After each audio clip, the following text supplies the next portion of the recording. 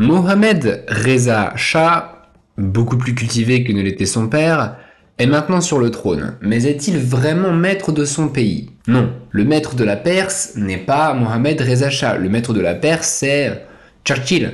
Ou c'est Staline pour le Nord. Mais c'est certainement pas le Shah d'Iran. De toute façon, le pays est occupé par les Britanniques. Le meilleur symbole de cette impuissance du Shah, c'est 1943. Première conférence des Alliés à Téhéran. Staline est présent, Churchill est présent, Roosevelt est présent, mais pas le Shah, alors qu'on est justement chez lui. C'est que pour les Alliés, l'Iran, c'est pas un pays en fait, c'est plutôt une route. Une route qui sert à ravitailler Staline, à acheminer des marchandises pour son armée. Après, il faut voir le bon côté des choses. L'occupation britannique est certes humiliante, oui, mais elle n'est pas du tout oppressante.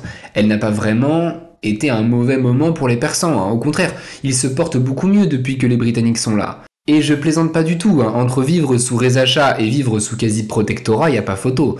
Les femmes en tchador pouvaient ressortir le bout de leur nez, il y avait plus de censure, certains prisonniers étaient relâchés, et les mollahs pouvaient tenir tous les discours qu'ils voulaient. En réalité, le véritable problème, c'est Staline. Staline a profité de la Seconde Guerre mondiale pour occuper le nord du pays. Si vous le connaissez un peu, cela ne vous étonnera pas, et il encourage l'Azerbaïdjan et le Kurdistan à faire sécession pour les soviétiques. Et ces nouvelles républiques utilisent des arguments socialistes pour faire valoir des intérêts ethniques. La République d'Azerbaïdjan est clairement soviétique. Pichevari, son chef, est un communiste qui a son parti communiste, sa milice équipée par Staline, etc. Du côté des Kurdes, la filiation au socialisme est là, mais elle est plus vague. Leur révolte est conduite par un immigré kurde, irakien, bien connu, Barzani. Si vous avez vu mes épisodes sur Saddam Hussein, ce nom ne vous est pas inconnu.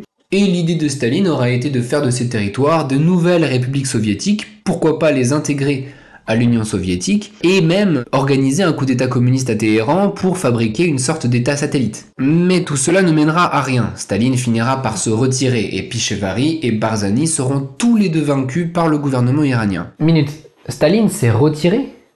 Mais ça ne lui ressemble pas.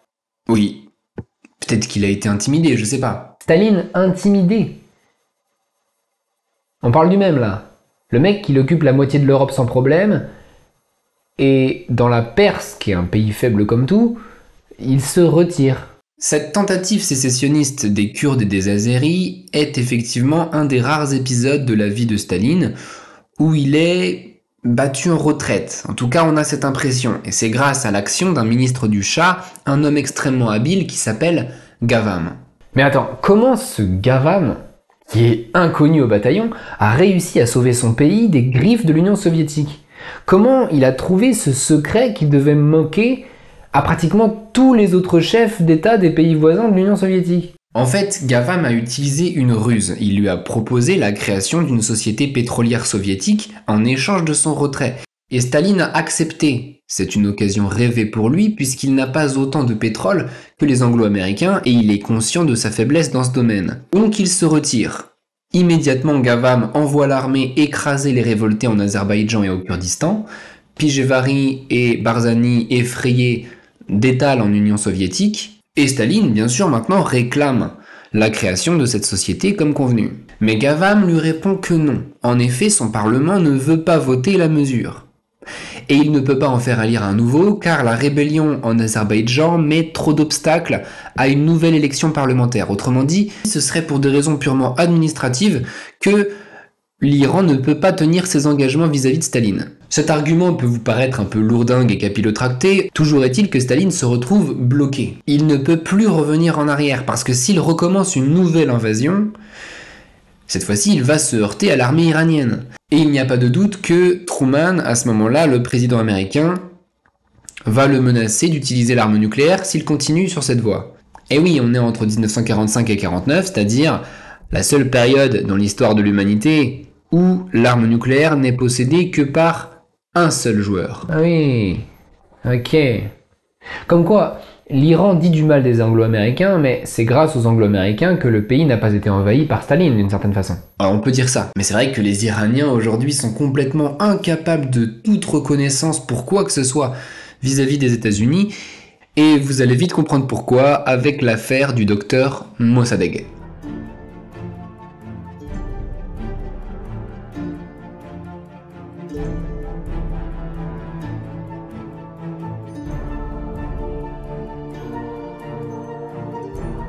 Pourquoi les Persans détestent les États-Unis? C'est parce que en 1951, les Iraniens ont décidé, et on les comprend, de s'approprier leur pétrole. Leur pétrole est sur leur territoire, il leur revient, et pourtant il est toujours aux mains de la société britannique Anglo-Persian Oil Company. C'est injuste, donc devant cette réclamation unanime, le Parlement décrète la nationalisation du pétrole. Le héros de cet épisode était le Premier ministre de l'époque, un homme un peu irritable, assez âgé, un grand vieux avec une canne, qu'on appelle familièrement le docteur Mossadegh. Mossadegh a été d'une ténacité hallucinante dans son bras de fer avec les Anglais, que pour la première fois les Iraniens ont eu une profonde fierté, un honneur retrouvé avec lui qu'ils avaient oublié depuis le temps des Séfévides. Et très vite, le docteur Mossadegh est devenu un héros. Lorsque Churchill a fait savoir qu'il disait non à la nationalisation du pétrole, qu'il s'y opposait catégoriquement, eh bien tous les ouvriers de la raffinerie d'Abadan se sont mis en grève en soutien à Mossadegh et ont chassé tous les Anglais qui s'y trouvaient. Churchill répond par un embargo, un boycott international et le gel de tous les avoirs iraniens dans ses banques. Mais le docteur Mossadegh ne cède pas. Il y perdra quelques cheveux, mais il reste sur ses principes. Ce pétrole nous appartient. Et il le répète encore et encore jusqu'à devenir têtu. Et moi je le comprends, hein. C'est leur pétrole après tout. Mais c'est vrai que du point de vue du Shah, l'heure tourne. 1 mois de grève, 2 mois de grève, passe encore. Mais quand ça fait 2 ans que plus rien ne sort des raffineries d'Abadan et que Mossadegh dit non et on lui présente une proposition et renon et une autre et toujours non, Mossadegh va passer auprès du Shah pour un monstre d'entêtement. D'un autre côté, les Britanniques ont été aussi arrogants qu'à l'ordinaire et on peut comprendre que cette crise soit interminable. Finalement, en 1953, après 2 ans de crise pendant lesquels la situation économique en Iran s'est complètement dégradée, les Américains, excédés voyant bien que les Britanniques n'osent rien faire, décident de faire un coup d'État pendant que le Shah est en vacances à Rome. Mossadegh est évincé, il sera jugé, condamné à mort, puis sa peine sera commuée en assignation à résidence. Et pour le pétrole ? Il est toujours nationalisé en droit, mais en réalité l'Iran confie les opérations de production à un consortium étranger. Les Britanniques n'en ont que 40% et les Américains 40%. On voit que les Américains se taillent une part. Depuis ce jour, Mossadegh passe toujours pour un héros et le Shah d'Iran est considéré avec le même mépris que le peuple témoigne aux agents de la CIA. Ce qui s'est passé en 1953, le peuple iranien ne le pardonnera jamais à son souverain.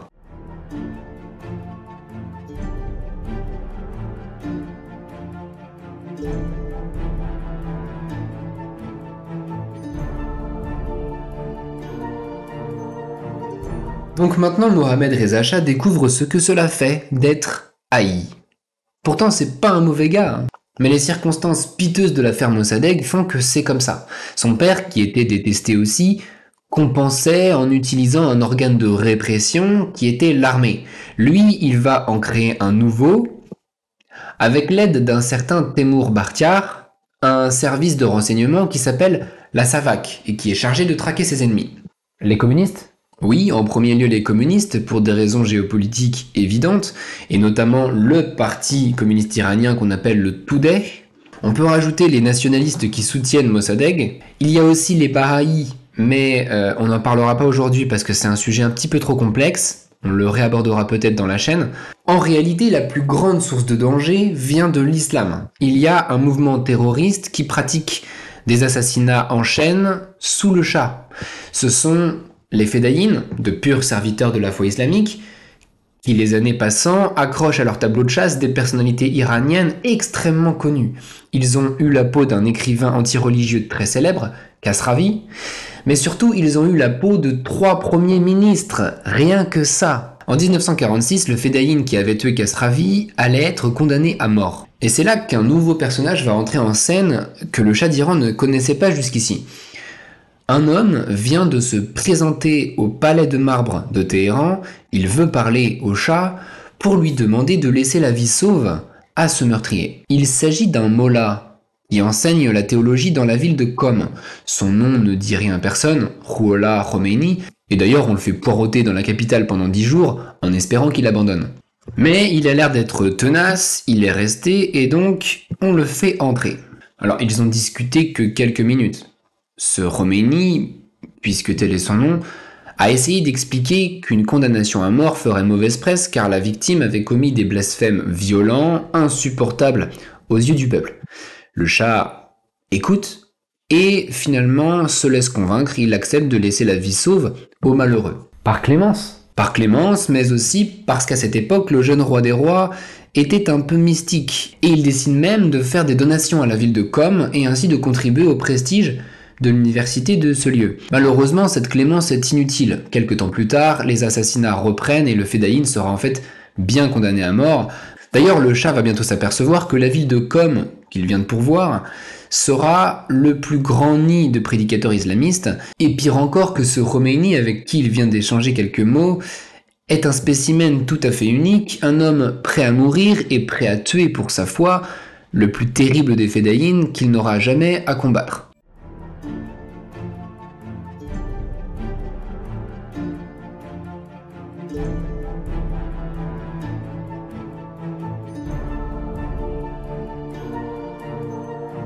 Alors qu'on s'entende bien, le Shah lui-même n'est pas un homme de mauvaise volonté, au contraire il aime son peuple. Et il est persuadé d'avoir compris comment sortir l'Iran de son archaïsme. Il fait des réformes. En 1962, il lance ce qu'il appelle la Révolution blanche. C'est ni plus ni moins qu'une réforme agraire. Encore ce truc, la réforme agraire. Eh bien oui, si tu veux éviter que ton pays devienne communiste, et à cette époque-là, on est en pleine guerre froide, le Shah pense que le danger numéro 1 c'est le communisme, autant éradiquer tout ce que tu vois d'inégalité sociale. Or, l'inégalité la plus criante, dans ce genre de pays, 9 fois sur 10, c'est l'accès à la propriété. Le Shah essaye d'introduire de l'égalité de conditions chez les Iraniens, donc ça part d'un bon sentiment, certainement. Et effectivement, d'un point de vue économique, cette réforme va être plutôt un succès. Mais d'un point de vue politique, c'est beaucoup plus compliqué. En fait, il va devoir léser les propriétaires, bien sûr. Or, qui sont ces propriétaires ?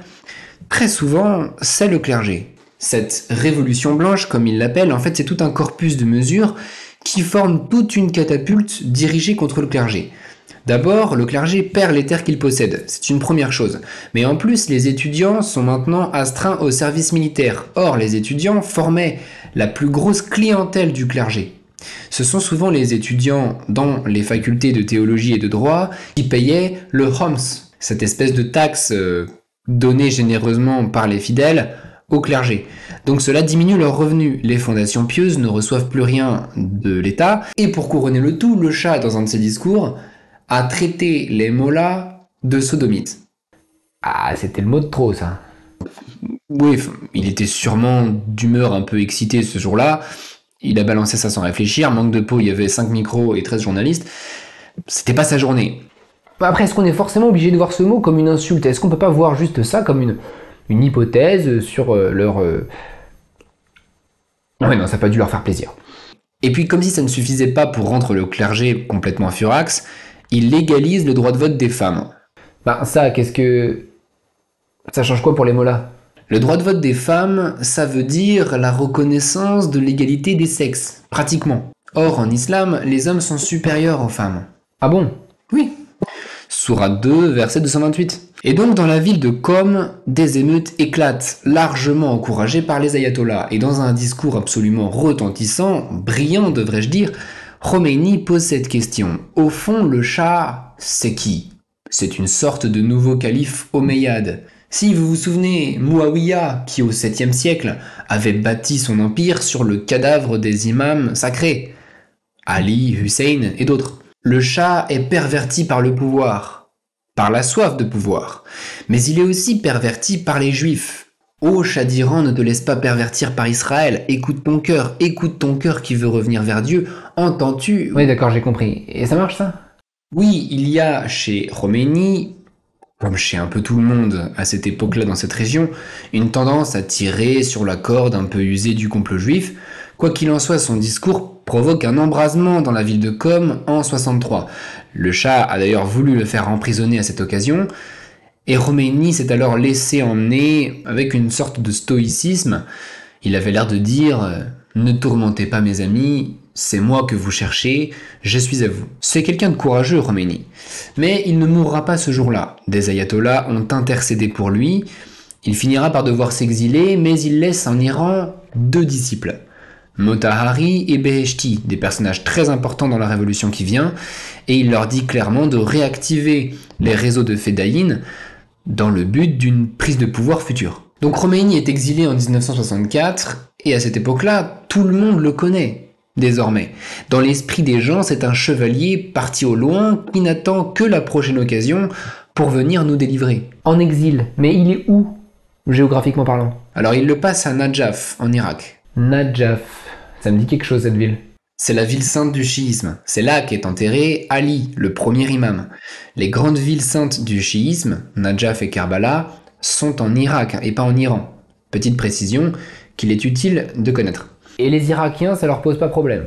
Bah non, à Najaf, il y a tellement d'ayatollahs, alors tu sais, un de plus, un de moins. Bon, évidemment, les Irakiens ne peuvent pas comprendre que cet ayatollah n'est pas du tout comme les autres, qu'il va, en 1982, leur causer le plus grand traumatisme de l'histoire récente. Mais ne vendons pas la peau du bœuf avant de l'avoir trait. Et pendant ce temps, le Shah, comment il s'en sort? Il doit être entouré d'ennemis. Aujourd'hui, on est parfois injuste avec le Shah. On a tendance à penser qu'il s'agit d'un valet des Américains, comme son père était celui des Britanniques. Or, cela est faux. Le Shah sert vraiment les intérêts de son pays, vraiment, il ne fait pas semblant. Je vais te donner plusieurs exemples de cela. En 1971, les Britanniques se retirent du golfe Persique et il en a profité immédiatement pour accaparer 3 îles du Golfe. En 1973, le Shah finit enfin par dégager son pétrole du consortium étranger et il nationalise pleinement le pétrole ainsi que l'eau. Et comme ça correspond au choc pétrolier, ses revenus explosent l'année suivante. L'Iran prend sa place parmi les grandes monarchies pétrolières et retentissantes à cette époque. D'ailleurs, soit dit en passant, comme les autres pétromonarchies, il va avoir une forte tendance à se laisser aspirer par une économie de rente, c'est-à-dire à financer tout ce qu'il fait par le pétrole. On y reviendra. Note bien, le Shah investit énormément dans l'armée. Il veut une armée à lui. Et l'armée, c'est la base la plus fondamentale de l'indépendance d'un pays. Oui, mais il achète aux Américains, évidemment. C'est vrai qu'il achète aux Américains, donc on pourrait penser qu'il est quand même dépendant des Américains, mais une armée, ça reste une armée. En politique, indépendance et armée sont pratiquement 2 mots synonymes. Je dis ça pour bien comprendre qu'on a beau critiquer le Shah d'Iran, en réalité il a mené une œuvre nationale indispensable, dont les mollahs vont par la suite profiter sans jamais reconnaître que c'est lui qui l'a initié. Ne nous mentons pas, ces avions, ces missiles, ces chars qu'il achète, Khomeini sera le premier à être ravi de les avoir quand il sera au pouvoir. Sans eux, la révolution aurait été anéantie. Dire que le Shah abandonne les intérêts de son pays au profit des États-Unis est donc, à mon avis, une méprise que tout le monde faisait à l'époque.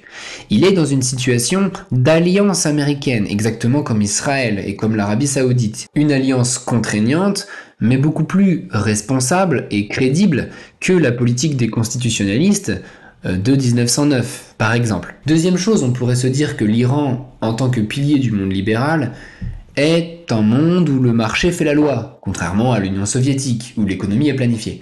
Là encore, c'est faux. En fait, l'État, devenu rentier, intervient sans cesse dans l'économie pour administrer le pays. Il fait construire des barrages, des mines, des usines. Il n'est pas du tout opposé à l'égalité sociale, au contraire, c'est lui qui fait la réforme agraire. Donc c'est un homme plein d'initiatives, il prend des risques. Pendant la réforme agraire, il s'est mis à dos tous les propriétaires et les clergés, mais en contrepartie, il a permis à de nombreux paysans, sans le sou, d'avoir un lopin et d'avoir de bien meilleures conditions de vie. Et il a développé l'éducation de leurs enfants.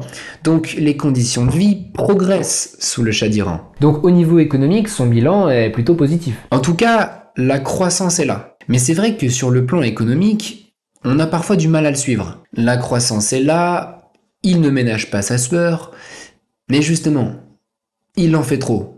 Trop de croissance, ça peut créer une surchauffe. Une surchauffe?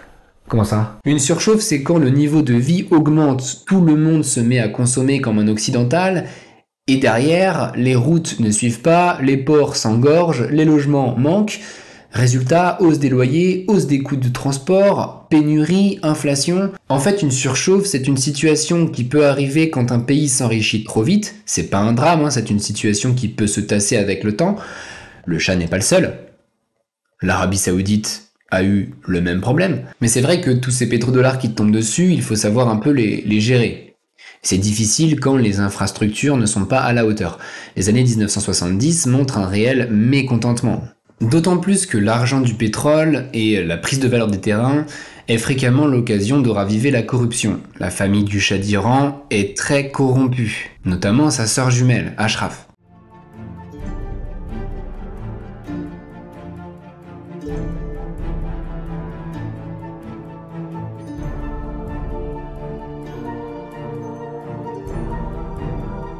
Il y a quelque chose que je n'ai pas précisé mais qu'il faut bien dire.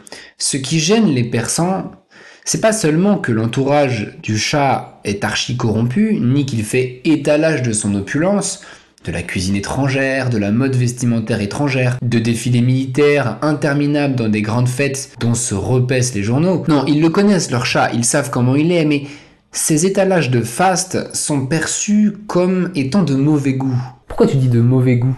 Le peuple n'a pas de goût en matière de faste. Il vit pas dedans.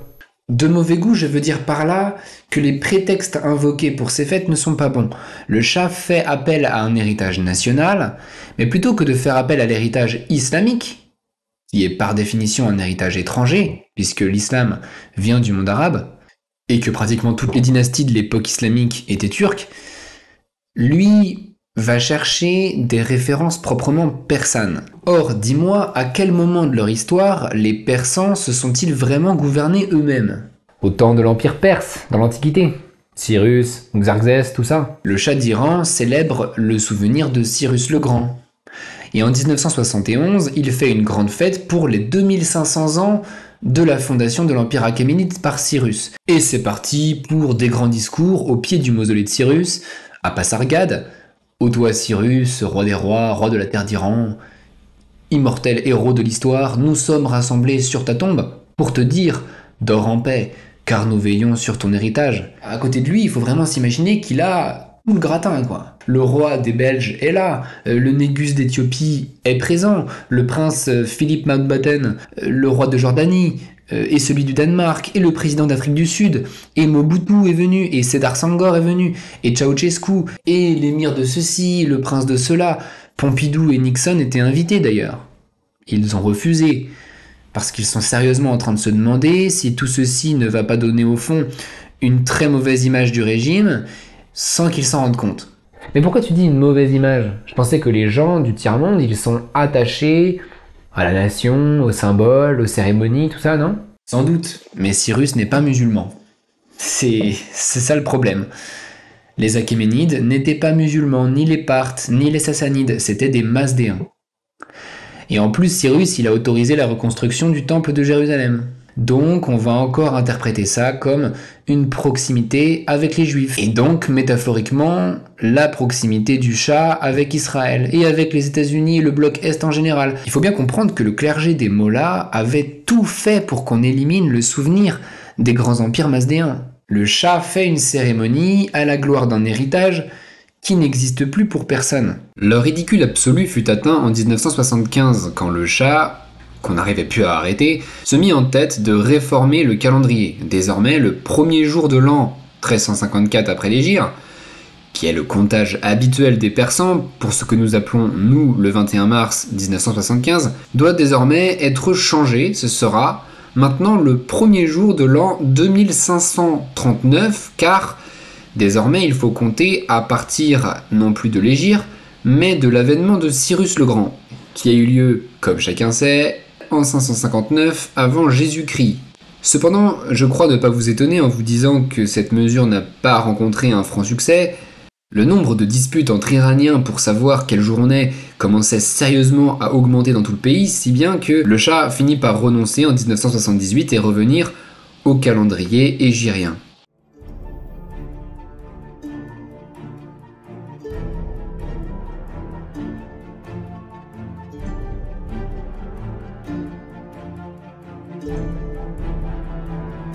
Je rappelle en plus que ce régime est une dictature, extrêmement sévère, avec de la censure, avec de la répression, tout ce que tu veux.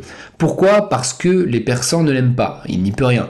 Cette violence, pour lui, elle est nécessaire. Il a en face de lui des ennemis mortels, qu'on appelle les islamistes, mais qui sont avant tout des gens qui veulent revenir à la charia, en fait, tout simplement. Et à partir des années 70, il en existe deux sortes.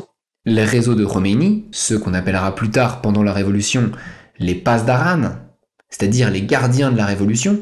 Je vous invite à retenir ce mot, même s'il sera utilisé qu'à partir de 79. Et de l'autre, les Moudjahidines du peuple, qui sont des islamistes, mais qui tentent une fusion entre la doctrine islamique et le socialisme révolutionnaire. Fondamentalement, les Moudjahidines sont des hommes d'action. Ils ne cessent à cette époque de provoquer le Shah d'Iran par de multiples voies. Ils investissent parfois des municipalités entières, ils assiègent des commissariats, ils sabotent les réseaux d'électricité pour plonger des grandes villes dans le noir, ils font sauter le mausolée de Reza Shah, ils brûlent des cinémas. Donc quand les gens te disent que la SAVAK s'est toujours montrée cruelle, il faut aussi comprendre qui est là en face d'elle.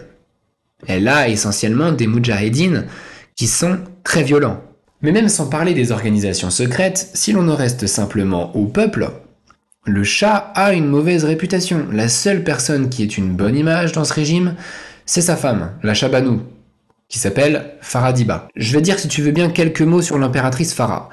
C'est un véritable personnage de conte de fées. Elle était simple étudiante en architecture à Paris, elle y a rencontré le Shah, celui-ci l'a demandé en mariage, et à partir des années 70, elle est une figure assez populaire dans le pays. Elle crée des organismes de santé pour les lépreux, des centres de pédiatrie, elle a ouvert des orphelinats, un festival des arts, une institution de dépôt de plainte pour contourner la corruption. Donc je pense que ça devait être une femme très active et intelligente, mais même avec elle, on voit bien qu'il y a un décalage entre la famille impériale et le peuple. Lorsque la Shah Banu fait une visite de province, toutes les femmes veulent la toucher, comme si ce toucher nous comblait de vertus, de bienfaits magiques. On sent le décalage quand même. Les femmes du peuple sont encore très superstitieuses. Oui, tandis que la Shah Banu est intègre, intelligente, attendrie sûrement, mais c'est vrai qu'elle est aussi tout ce qui est de plus occidentalisé.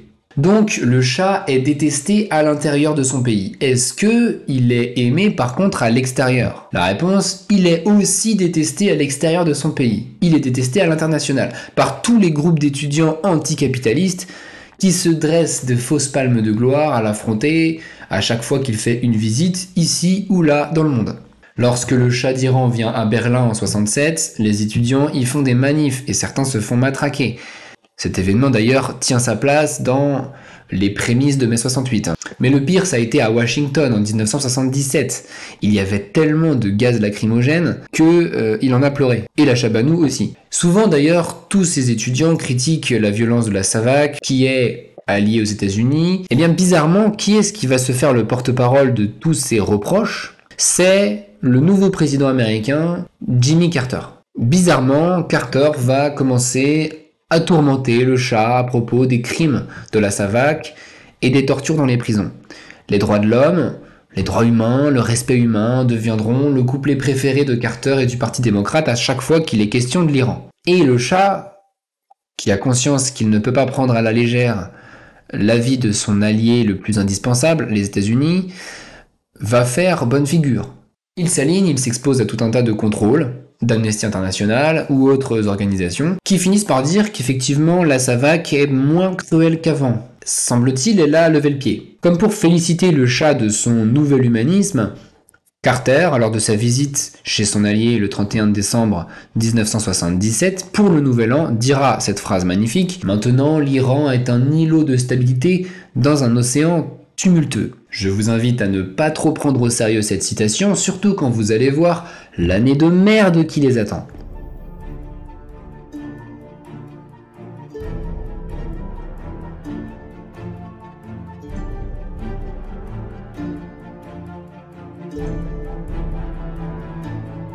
Certaines personnes avec un brin de cynisme disent que c'est justement depuis que le régime est devenu plus doux, moins violent, qu'il s'est engagé dans un processus d'autodestruction.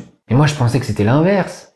Plus un régime est méchant, plus les gens vont être contre lui et donc plus il a de chances de tomber. Ça, c'est la vision humanistes, optimistes de la politique. D'autres, plus cyniques, pensent exactement l'inverse. Ce sont les régimes trop tendres qui sont instables. D'abord, il faut bien s'expliquer sur ce que sont les événements de 1978. L'Iran a été pris par une série de convulsions qui aboutissent à la chute du Shah d'Iran. On va les énumérer. Convulsion numéro 1, la lettre de l'imam. En décembre 1977, une lettre est publiée dans les journaux de Téhéran condamnant le régime du Shah. Le titre est écrit de façon à estomaquer le lecteur. C'est écrit « Fatwa de l'imam Khomeini ». Je suis censé être estomaqué là. Ben oui, Fatwa de l'imam Khomeini. Il s'arroge le titre d'imam. Il n'est plus le grand ayatollah comme il en existe des dizaines d'autres. Il n'est même plus seulement marja, il est la première personne du monde chiite depuis l'occultation du Mahdi à oser arborer le titre d'imam. C'est extrêmement ambitieux. Mais pourquoi il fait ça? Il va passer pour un orgueilleux ou un fou, non? C'est comme quand quelqu'un se prend pour le Messie. Il fait ça parce qu'il cherche à réveiller les souvenirs des chiites. Il prononce le mot qui va provoquer dans leur cerveau une petite connexion. Nous sommes chiites.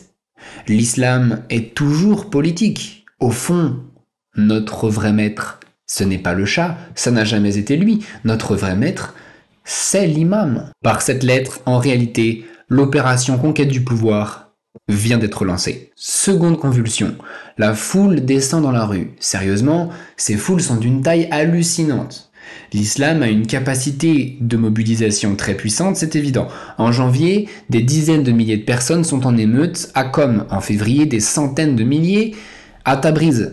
Des affrontements avec la Savak ont lieu toutes les semaines. Partout, on attaque les banques, on attaque les écoles de filles, les librairies occidentalisantes, les statues du Shah, tout ce qui semble incarner l'influence occidentale en somme. Les manifestants crient des slogans « Le Shah est un bâtard », un laquais des Américains, un agent du complot juif, un serpent. Quant à la Chabanou, je vous laisse deviner les qualificatifs qu'on lui affublera. Troisième convulsion, la propagande. Le 19 août, le cinéma Rex a brûlé à Abadan.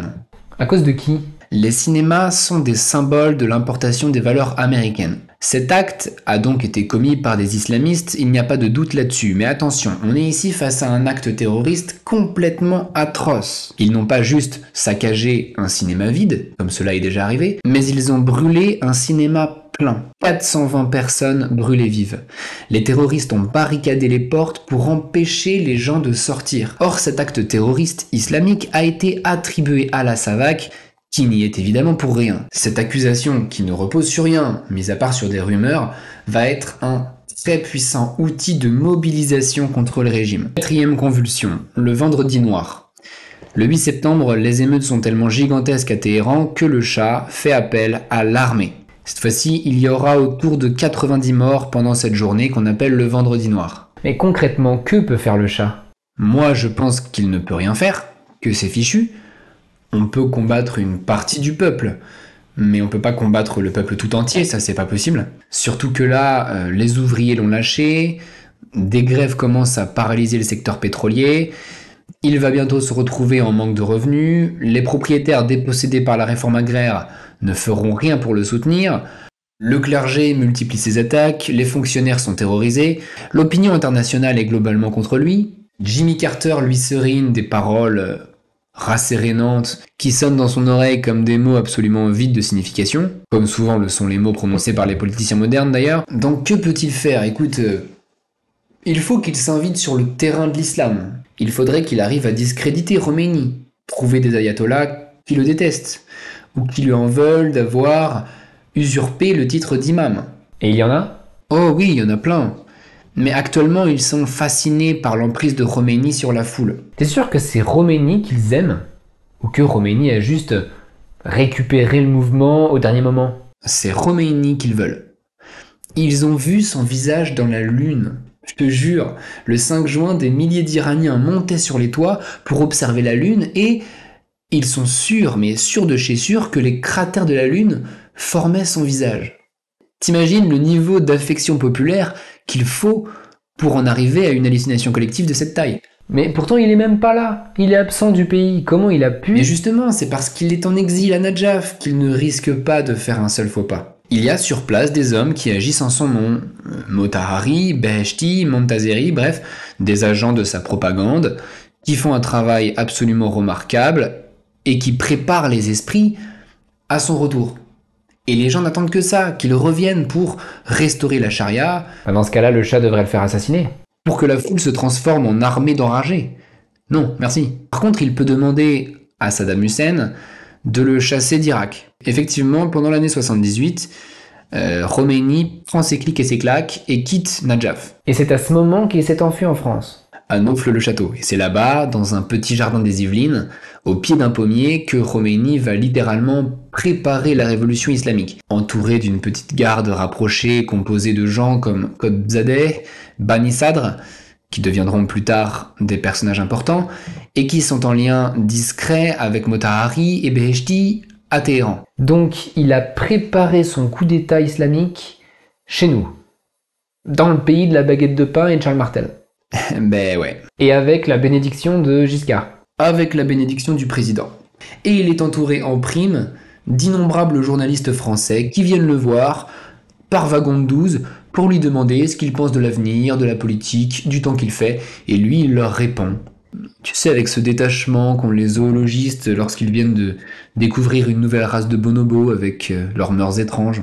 Bref, 5e et dernière convulsion. La marée humaine du 10 et 11 décembre, qui coïncide avec le jour de la commémoration du martyr Hussein. Cette fois, même les femmes sortent, avec leur tchador. Donc si je te suis bien, en 1978, elles mettaient leur voile en signe de protestation politique. Et en 2022, maintenant, elles enlèvent leur voile, toujours en signe de protestation politique. Exactement. Cette fois-ci, on demande au Shah s'il faut envoyer l'armée. Le Shah secoue la tête, il comprend que c'est fini. Le 16 janvier, il monte dans un avion, on ne le reverra plus. Il est atteint d'un cancer, un lymphome qui emportera sa vie l'année suivante. Dès qu'il est parti, l'armée le lâche. Fin de l'empire iranien par la vie. Le 1er février, un autre avion se pose sur la piste de Téhéran. L'homme qui descend porte le turban noir des Seyed. Khomeini apparaît.